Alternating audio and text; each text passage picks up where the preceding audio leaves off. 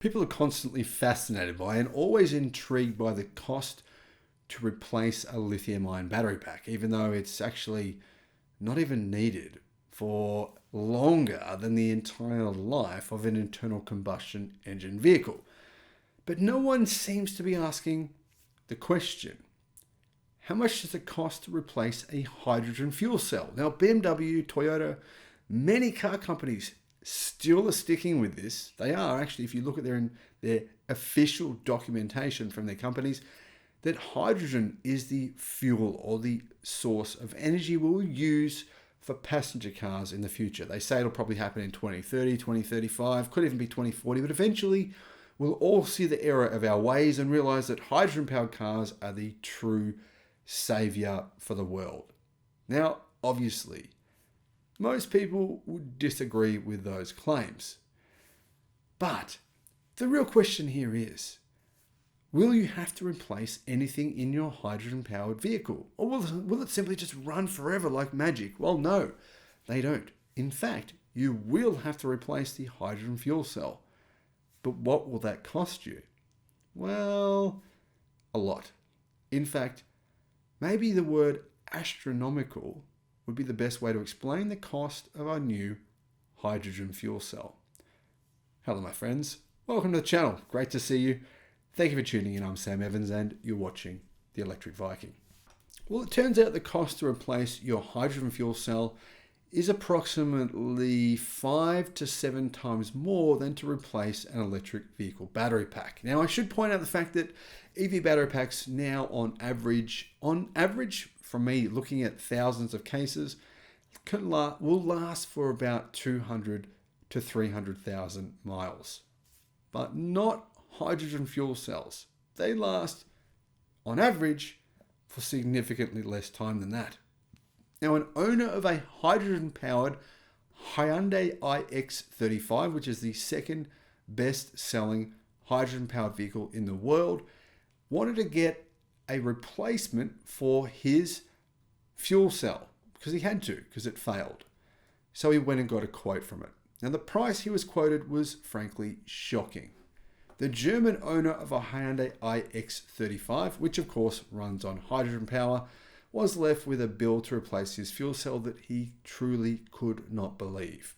And as a result, the cost is so high that, well, the cost is in fact more than what it costs to buy a new hydrogen-powered vehicle. German publication Auto Bild says the car's owner, Till Westberg, did 84,000 kilometers, so only around 50,000 miles before he needed to replace the hydrogen fuel cell.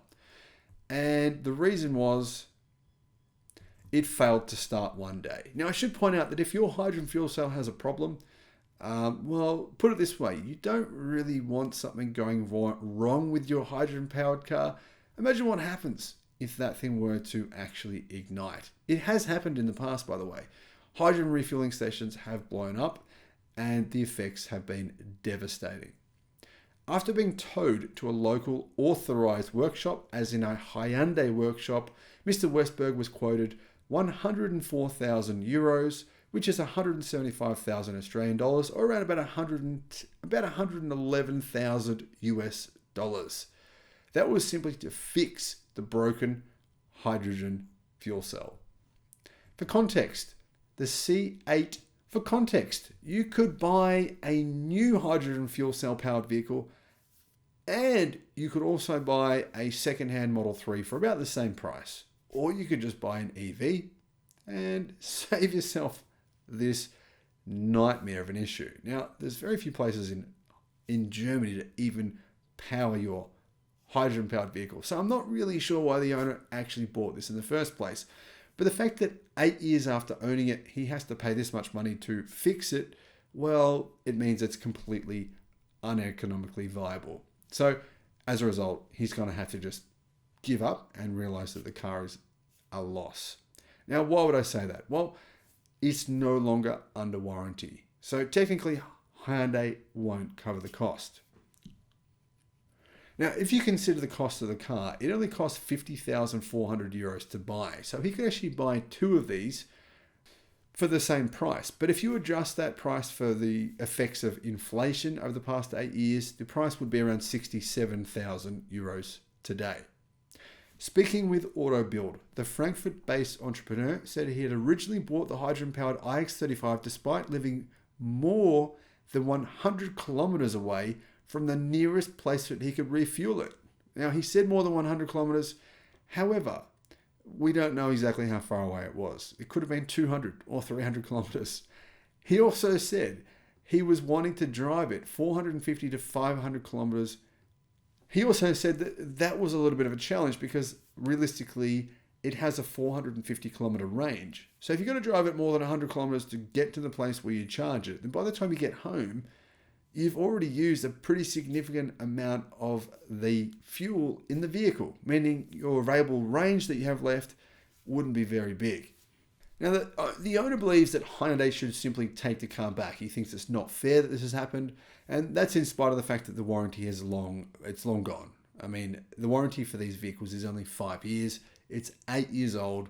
I'm going to guess that Hyundai probably wants nothing to do with this situation, especially considering the fact they don't make this particular vehicle anymore. The iX35 hydrogen-powered fuel cell vehicle was produced between 2013 and 2018 as Hyundai's third-generation hydrogen-powered vehicle.